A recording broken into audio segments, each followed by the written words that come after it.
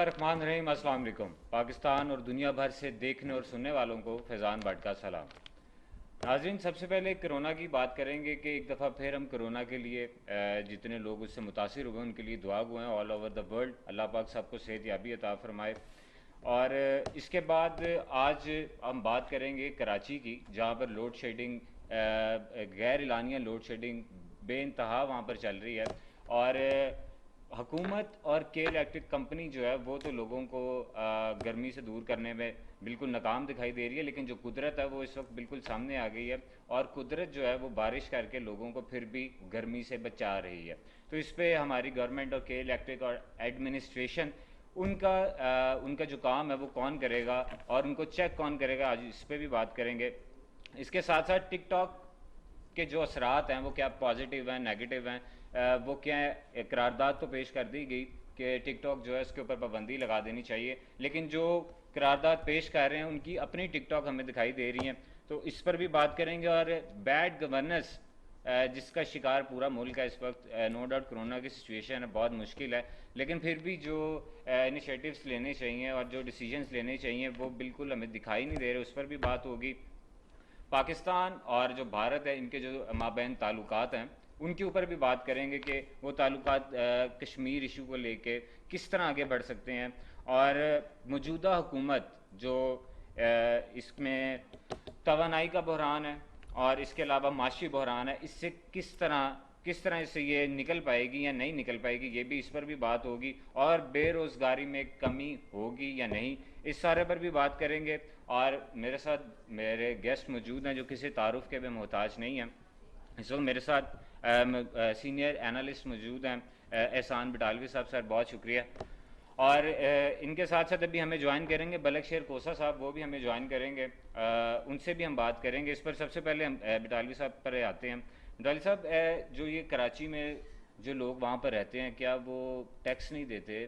کیا وہ اپنے بل نہیں پے کرتے؟ وہ کیا وجہ ہے کہ وہ بل پے کر کے بھی غیر اعلانیہ لوڈ شیڈنگ 3 دن کی برداشت کر کے پھر بھی 15 سے 20 ہزار روپیہ بل دینے پر مجبور ہیں؟ تو وہ لوگ کہاں پر جائیں، کس کے دروازے کو کھٹکھٹائیں سر؟ فیضان، یہ واقعی قصور میں سمجھتا ہوں انہی لوگوں کا ہے، ہمیں مان لینا چاہیے، اس لیے کہ انہوں نے ابراج گروپ والوں سے نہیں پوچھا کہ جب انہوں نے $20 ملین کی رشوت دی تھی، شریف میڈیکل سٹی کے اکاؤنٹ میں جمع کرائی تھی، تو کیوں دی تھی، کس کام کے لیے دی تھی؟ اور آپ نے ابھی بیڈ گورننس کی بات کی، میں کہوں گا کہ آپ نے بالکل ٹھیک کہا، یہ بیڈ گورننس ہی ہے نا کہ یہ ابراج گروپ اور جو کے الیکٹرک کا ایگریمنٹ ہے، یہ حکومت اس کو پبلک کے سامنے کیوں نہیں لا رہی کہ چور کون ہے، ڈاکو کون ہے، لٹیرا کون ہے، اور آپ کا سکون کون چھین کے چلا گیا؟ یہ وہ انہیں فوری طور پہ اب جو ایگریمنٹ ہوا وہ پبلک کے سامنے لا کے پبلک کو بتانا چاہیے تھا کہ بھائی ہم آپ کے مجرم نہیں ہیں، ہمیں تو آئے 2 سال ہوئے، یہ 35 سال آپ کی جانوں کو، آپ کے اولاد کو، آپ کے مستقبل کو یہ بیچتے رہے ہیں، کھاتے رہے ہیں، آپ ان کا گریبان کیوں نہیں پکڑتے ہو؟ اب جو بھی بات کرتا ہے حکومت کی، آپ واضح تو یہ کر دیں کون سی حکومت؟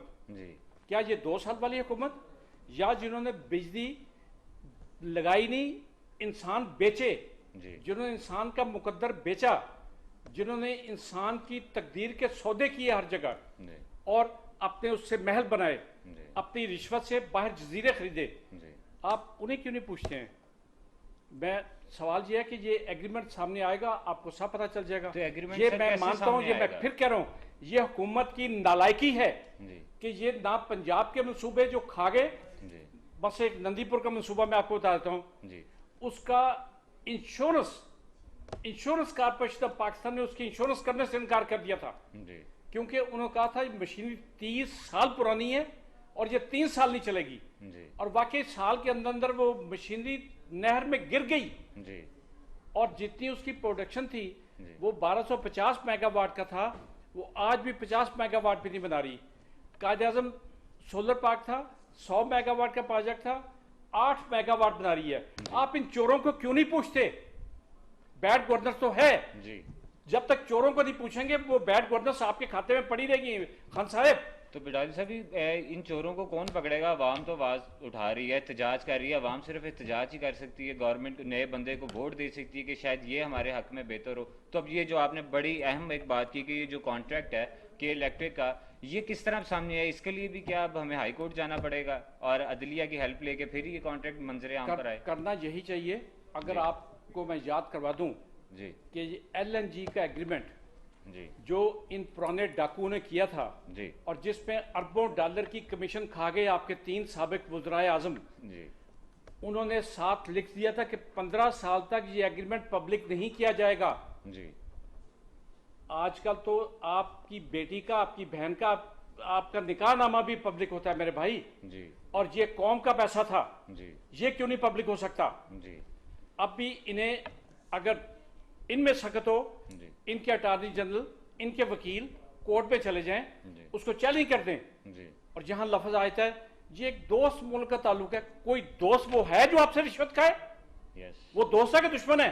دشمن آف کورس دشمن ہے۔ تو پھر کون سا دوست رہ گیا آپ کا؟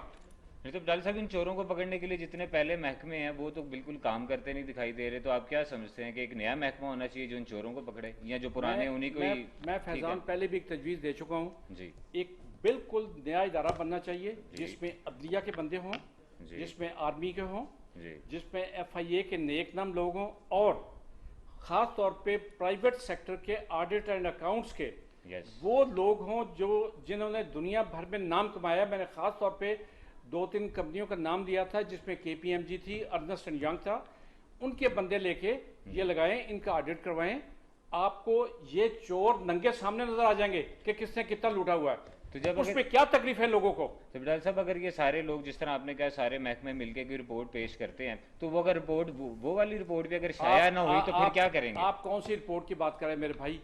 ایک زیدی نے جو منسٹر ہے سندھ کا، اس نے کہا جی مجھے، علی زیدی صاحب نے، جی کہ مجھے ایک موٹر سائیکل پہ بندہ وہ رپورٹ دے گیا تھا۔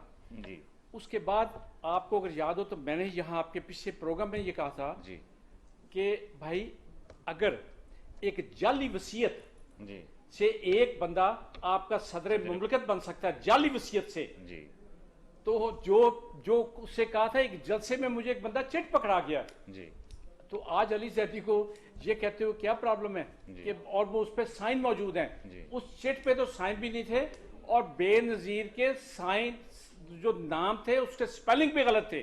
کیا آج تک چیلنج کیا کس نے اس وصیت کو؟ کسی کورٹ میں چیلنج کیا؟ عوام نے چیلنج کیا؟ پوچھا ان سے کہ وہ وصیت کہاں سے آئی تھی؟ وہ کون سا چور تھا جو آپ کو دے گیا؟ کس نے آپ کو کہا کہ ملک پہ ڈاکہ مارے؟ تو بڈالی صاحب یہ جس طرح آپ نے بتایا کہ یہ جیلی جو ایک ایگریمنٹ تھا، ایک سٹام تھا، وہ جیلی انہوں نے پیش کیا، تو جو غریب بندہ ہے، جو ایک نارمل بندہ ہے، آپ ایک ایگریمنٹ کی بات کرتے ہیں میرے بھائی، یہ جو قطری خط تھا جی اس کے بارے میں سپریم کورٹ کی رولنگ ہے کہ وہ بھی جعلی تھا، جی اور یہ شکر کریں کہ پرجری جسے دروغ گئی کہتے ہیں، جی اور فراڈ جس کے 14 سال سزا تھی، ان دونوں میں اس پرانے جو اربوں ڈالر کی پراپرٹیاں لے کے 2 پاگل بچوں کو ساتھ لے کے وہاں بیٹھا ہے لندن میں، اس کو سزا نہیں دی سپریم کورٹ نے، یہ شکر کرے اس پہ۔ نہیں تو اس میں پھر عوام کا اعتبار جو سپریم کورٹ پر یا آزاد عدلیہ پر ہے، تو آپ سمجھتے ہیں ابھی تک عدلیہ جو ہے وہ آزاد ہے، اور جو اس طرح کے بندے جن کو جی میں اب بھی سمجھتا ہوں کہ ہماری عدلیہ، اگر آپ مجھ سے لفظ پوچھیں تو میں یہ کہوں گا کہ ایون امریکہ کی عدلیہ سے بھی زیادہ آزاد ہے، اور ان کے فیصلے ان سے بھی بہتر ہیں، اور ان کے فیصلے انڈین سپریم کورٹ سے بھی بہتر ہیں۔ الحمدللہ ہمارے جو سپریم کورٹ کے ججز ہیں وہ ان کی انٹیگریٹی، ان کی قابلیت شک و شبہ سے بالا تر ہے۔ جی، اور لیکن جس طرح یہ لاسٹ ٹائم ایک جج صاحب کے بارے میں آیا کہ ان کو عدلیہ کے نام سے، آپ کو سارا اس کے بارے میں بھی پتہ، جنہوں نے فیصلے بھی دیے تھے نواز شریف کے خلاف، تو اب جب وہ ان کو نااہل کیا گیا، تو کیا بٹالی صاحب آپ تو سینئر بندے ہیں، تو ان کے جتنے فیصلے آج تک آ چکے ہیں کیا وہ بھی چیلنج ہوں گے؟ کس کے؟ آپ سیشن جج کی بات کریں ہیں؟ جی کاش میں ایک دفعہ پھر آپ کے وساطت سے یہاں بتانا چاہ رہا ہوں، آپ پتہ کریں کہ اس کو بلیک میلر کون ہے۔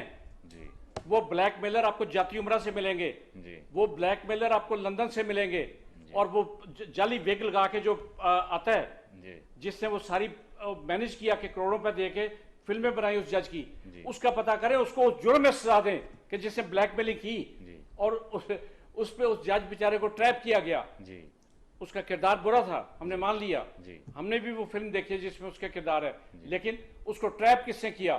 اس کو مکے کون لے کے گیا؟ جی وہاں 50 کروڑ کی کس سے پیشکش کی؟ جاتی عمرہ کون لے کے گیا؟ جی کیا وہ خود چل کے گیا تھا ان سے بغیر پوچھے ان سے؟ جی یہ سارے بلیک میلر خود ہیں, یہ سارے ڈکیت خود ہیں, جی اور یہ سارے جو آپ کو, اگر میں آپ کو یاد کرا دوں, ایک لڑکی جو ادھر بیٹھی ہے اور پورے ملک کو عذاب میں ڈالا ہوا اس نے, وہ روز نئے سے نیا ایک شوشہ چھوڑتی ہے, اور یہ ساری پلاننگ اس کی تھی, یہ بلیک میلنگ کی. چلیں ہم تو دعا گو ہیں کہ جو یہ سسٹم ہے, یہ سیٹ اپ ہے, وہ لڑکی ویسے نانی ہے, میں ساتھ میں یہ بھی بتا دوں آپ کو. چلیں اس وقت نواز شریف صاحب کے بعد اگر کوئی پارٹی سنبھال رہی تھی جس کے پیچھے پوری قیادت چل رہی تھی تو وہ وہی بی بی ہیں, نہیں تو جتنے شہباز شریف صاحب کے ساتھ بھی کوئی اتنے لوگ ہمیں دکھائی نہیں دے رہے تھے.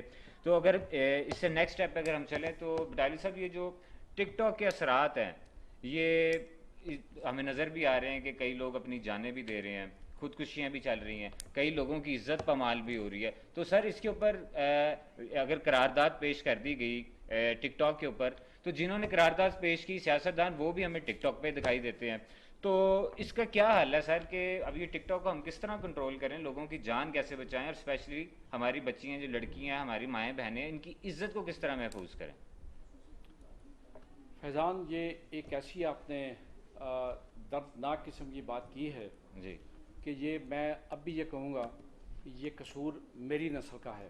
جی آپ کی نسل کا قصور یہاں تک ہے کہ ہم نے آپ تک وہ تربیت نہیں پہنچائی, ہم نے آپ کو ٹریننگ نہیں دی, ہم نے آپ کو نہیں بتایا کہ آپ کا رسول صلی اللہ علیہ وسلم نے کیا چاہا تھا آپ کے لیے, آپ کا اللہ آپ سے کیا چاہتا ہے, اور ہم نے کبھی آپ کو یہ نہیں بتایا کہ یوم حساب آنا ہے, اور آپ نے ایک ایک لمحے کا جواب دینا ہے. جہاں قرآن کے مطابق آپ کے ہاتھ بتائیں گے کہ میں نے کیا کیا, اور آپ کے پاؤں گواہی دیں گے, یہ قرآن کے لفظ ہیں, میرے نہیں ہیں. ہم نے کبھی اپنی اولاد کو یہ بتایا, یہ نوجوان نسل تک یہ بات پہنچائی, کیا ان کے ذہنوں میں یہ چیز ڈالی؟ یہ قصور ہمارا ہے میرے بھائی, اور خالی یہ ٹک ٹاک نہیں ہے. آپ نیٹ پہ چلے جائیں. میں ابھی پروگرام شروع ہونے سے پہلے ایک ڈرامے کا ذکر کر رہا تھا جس میں آج سے 10 سال پہلے ایسے فضول لفظ کہے گئے تھے, ایک بچی کے منہ سے کہلوائے گئے تھے کہ جو میں یہاں کہہ ہی نہیں سکتا, کیونکہ یہ پروگرام میری بچیوں نے بھی دیکھنا ہے, بہنوں نے بھی دیکھنا ہے. بالکل. تو میں وہ لفظ کیسے کہوں جو ٹی وی ڈرامے پہ سر عام آئے تھے. تو ڈالی صاحب اس کے اوپر یہ جو سارے اس چیز کو چیک اینڈ بیلنس کرنے کے لیے کلچر پالیسی, کلچر ڈپارٹمنٹ وہ ہمارے یہاں پر ہے, تو وہ حرکت میں ہی نہیں دکھائی دے رہا, وہ ہمیں کچھ دکھائی نہیں دے رہا کہ جو اگر ڈراماز میں کوئی چیز دکھائی جا رہی ہے جو اپوزٹ ہے ہمارے پاکستانی کلچر کے اوپر, تو اس کو روکنے کی بجائے ہمیں وہ ان پروگرامز میں یا ان کو اپریشیٹ کرتے ہوئے دکھائی دیتے ہیں. تو جو کلچر پالیسی یا کلچر جو منسٹری ہے, تو اس کا کام تو پھر کچھ بھی نہیں ہے, اس کا کام تو صرف خود کو انوائٹ کرنا ہے ایز این گیسٹ. میں یہاں ایک چھوٹی سی مثال اور دوں گا, آپ کو پسند آئے یا نہ آئے. ایک بڑا ٹی وی چینل ہے, اس میں ایک بڑا کالمسٹ ہے جو کہ وہ پروگرام بھی کرتا ہے اور کالم بھی لکھتا ہے. اس کے ہر کالم میں میں چیلنج کر کے کہہ رہا ہوں, صرف ایک رونا رویا جاتا ہے کہ شراب کیوں بند کی گئی اور کنجر خانے کیوں بند کی گئے, کہ میرے راحت کا سامان ختم ہو گیا ہے, اور میں نے جو جانا ہوتا تھا اپنی شامیں رنگین کرنے کے لیے میں وہاں جا نہیں سکتا. اس کی سفید داڑھی بھی ہے, سفید بال بھی ہیں. آپ اس کو کلچر کہتے ہیں؟ ان لوگوں نے کلچر دکھانا ہے ہمیں, اور یہ وہ روز اپنے کالم میں روتا ہے اس چیز کو کہ شراب نہیں مل رہی, راحت کا شام لفظ اس کے میں سنا دیتا ہوں, شام کی راحت کا سامان نہیں مل رہا. اور جو ایک دو محلے کھلے ہوئے تھے جہاں ہم جا کے اپنے دکھ درد دور کر لیے کرتے تھے, وہ بھی بند کر دیے گئے ہیں. اب مجھے بتائیں میرے بھائی, پھر اس کو کلچر آپ کہیں گے؟ یہ کلچر ہم چاہتے ہیں؟ یہ کلچر جو تھا, کلچر ہم نے اصل میں دین کو, اپنے ایمان کو, اپنے اخلاق کو ایک مطلب, میں لفظ پتہ نہیں آپ کو پسند آئے کہ نہیں, میں اسے کہتا ہوں کنجر کلچر سے اس کو لنک کر دیا. اب جب وہ کلچر کی جگہ ایک گند ہو جائے گا, ایک گندگی کا انبار بن جائے گا, تو آپ نے کیا کرنا ہے اس کو مجھے یہ بتا دیں. کیا وہ کلچر ہے؟ اگر آپ کو یہ کہا جائے کہ شام کی راحت کا سامان نہیں مل رہا, کہ میں نہ گانا سن سکتا ہوں جا کے, نہ میں شراب پی سکتا ہوں, یہ میرا کلچر ہے؟ میری قوم نے یہی چاہا تھا, قائد اعظم نے اس لیے پاکستان لیا تھا, پاکستان کا نام اس لیے رکھا گیا تھا پاکستان. پاکستان کا مطلب پہلے یہ سمجھ لیں, اصغر صدائی کے بقول تو یہ تھا قائد اعظم کا مطلب کیا, لا الہ الا اللہ, اور فارسی میں جو لفظ ہے اس کا مطلب ہے پاک لوگوں کے رہنے کی جگہ. بے شک. آپ مجھے بتا دیں کہ کیا اس کلچر کو پرموٹ کرنے والے کتنے پاک ہیں, مجھے وہ تو بتا دیں.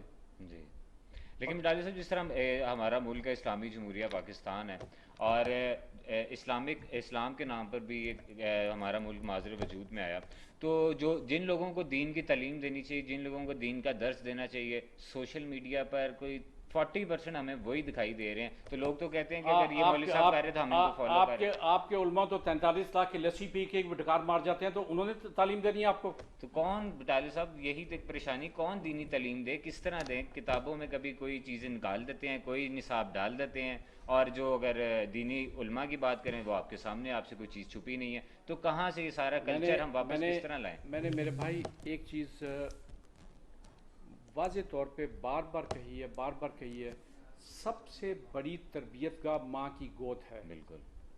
اور میں نے ایک چھوٹا سا مضمون لکھا ہے, جی, وہ قیامت کی نشانیاں ہیں. جی, اور قیامت کی نشانیوں میں سے ایک نشانی ہے تو وہ مزیہ, جی, لیکن اس پہ ایک نشانی یہ بھی ہے کہ آج کی ماؤں نے اپنے بچوں کے لیے کھانا اور ناشتہ خود تیار کرنا شروع کر دیا ہے. یہ بھی قیامت کی نشانی ہے. جی, تو بلکہ میں آپ ہی کی بات کو آگے بھی لے کے چلتا ہوں کہ آج سے کوئی 2 سے 3 سال پہلے تب تھوڑی سی کاوش کی تھی کہ یہ جو بچوں کے ڈوریمون کارٹونز لگتے ہیں, اس کے اندر اس کو بند کروایا پنجاب گورنمنٹ کی جانب سے, وہاں پہ اسمبلی میں قرارداد بھی پیش ہوئی, لیکن 3 مہینے بعد دوبارہ یہ چیز سٹارٹ ہوگی. اور اس چیز کے لیے میں خود بھی جب مارکیٹ میں گیا, لوگوں سے میں ملا, اسپیشلی ڈاکٹر صاحب جب میں والدین سے ملا, تو میں نے بچوں کے والدہ سے پوچھا کہ جب آپ کو بچے تنگ کرتے ہیں یا آپ جب کچن میں کھانا بناتی ہیں تو آپ کیا کرتی ہیں, بچوں کا حل کیا نکالتے ہیں آپ لوگ؟ تو وہ یہ بتاتے ہیں کہ جی ہم انہیں کارٹونز کے سامنے بٹھا دیتے ہیں. کرتے ہیں. اور جب ان سے یہ پوچھا گیا کہ اس کے اندر تو ہندی ورڈ یوز ہو رہے ہیں, ہندی کلچر یوز ہو رہا ہے, تو تب وہ بالکل چپ ہو گئے تھے, کیونکہ وہ خود جب ڈراماز خود دیکھیں گے, کلچر وہ دوسرا دیکھیں گے, تو بچوں کو کس طرح روک سکیں گے. تو آج تو جس طرح آپ نے وہ ماں کی گود کی بات بھی کی ہے, تو وہاں پر بچے کس طرح اپنے آپ کو سروائیو کریں کہ وہ بچہ جس طرح پیدا ہو رہا ہے اس کو ہندی کلچر دکھایا جا رہا ہے, اسے انڈین کلچر دکھایا جا رہا ہے, اسے انگلش کلچر دکھایا جا رہا ہے, تو اس کو اب ماں کی گود بھی سیف ویسی نہیں رہی جس طرح یہ ہونی چاہیے, کیونکہ ہمارا کلچر اس طرف جا رہا ہے, ایک ٹرینڈ چل رہا ہے, تو اس کو اب ہم کس طرح سیف کریں؟ آپ کیا اس کو بھی ماں کہیں گے جو اپنے بچوں کو نوکر کے ساتھ بھیج کے اسے یہ اسکول جانے سے پہلے کہے اسے بیکری سے ایک سینڈوچ اور ایک جوس کا پیکٹ لے دینا؟ کیا وہی ماں تھی میری؟ انفارچونیٹ. کیا میرے مقدر میں یہی مائیں لکھی ہیں؟ نہیں. کچھ خدا کو خوف کر لیں. اگر آپ انہیں مائیں کہتے ہیں تو ڈائن کیا ہوتی ہے پھر مجھے وہ بتا دیں. ڈائن کس کو کہتے ہیں؟ جی, آج کی ماں نے جب بچی کو نوکری پہ بھیجتی ہے, جی, یہ بڑے تلخ سوال ہیں, جی, لیکن آپ نے کلچر کی بھی بات کی, جی, ٹک ٹاک کی بات کی, میں صرف ایک سوال یہاں کرنا چاہتا ہوں اس ٹی وی پہ بیٹھ کے, جی, کہ اس سے کبھی اپنی بچی سے جب وہ 60,000 کا موبائل لے کے آتی ہے, یہ پوچھا کہ موبائل اسے کس نے دیا, کیوں دیا؟ جی, جب وہ 16,000 کا برانڈڈ سوٹ لے کے آتی ہے, اس کی ماں نے پوچھا کہ تنہا تمہاری 12,000 ہے, 14,000 ہے, یہ 16,000 کا سوٹ تمہارے کس ماموں چچا نے دیا ہے, وہ بتا دو. جی بالکل ڈاکٹر صاحب, اس طرح مزید بھی آپ سے ان چیزوں کے اوپر, کلچر کے اوپر بھی بات چلتی رہے گی, اور اس سے آگے بھی ہم انٹرنیشنل جو ریلیشنز ان کے اوپر بھی بات کریں گے, کیونکہ آپ کا بہت نالج ہے اس کے اوپر. تو یہاں پر ایک ہم شارٹ بریک لیتے ہیں, شارٹ بریک کے بعد اپنی گفتگو یہیں سے شروع کریں گے جہاں پر ہم چھوڑ کے جا رہے ہیں. ایک بریک لیتے ہیں, ہمارے ساتھ